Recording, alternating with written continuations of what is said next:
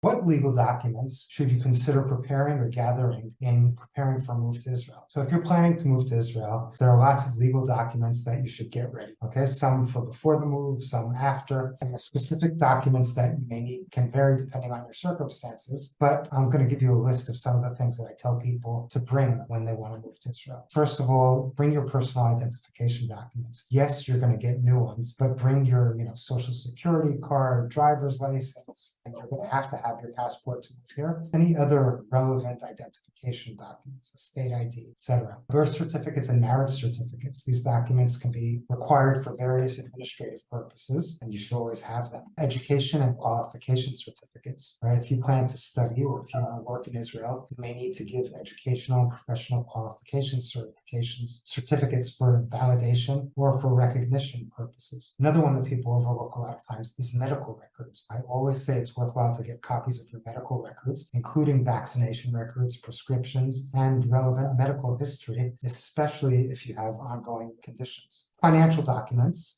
copies of important things like bank statements, proof of income, tax-related documents. These can be required for various purposes, opening bank accounts, renting places, certain types of services that you might request. Also, insurance documents. Take copies of any insurance policies that you hold that you're not getting rid of, like health insurance, travel insurance, or if you continue to maintain properties there, property insurance. Also, if you have powers of attorney, or if you don't, consider getting them, but you want to grant a power of attorney to someone over there who's going to be able to handle any affairs that might come up for you while you're in Israel. And then once in Israel, I always recommend that two things. First of all, you should have your wills evaluated. You don't always have to redo them, but you really need to establish whether or not you need new wills once you've moved to Israel. And I also recommend to people to make a continuing power of attorney. Israel is not going to recognize, your living will or the advanced health directive that you made overseas. In Israel, the continuing power of attorney is going to enable you, while you're still mentally competent, to appoint people and make specific decisions regarding your health, medical issues, financial issues, and personal issues for the time when you're no longer mentally competent. So it's important to note that the specific documents you may require can be based on your circumstances. And like I said, the list that I gave you is a good start. If you have any questions about anything regarding family law or elder law in Israel, please feel free to call me. My name is Hait. I have offices located throughout Israel, and my phone number appears on the screen in front of you. Thank you.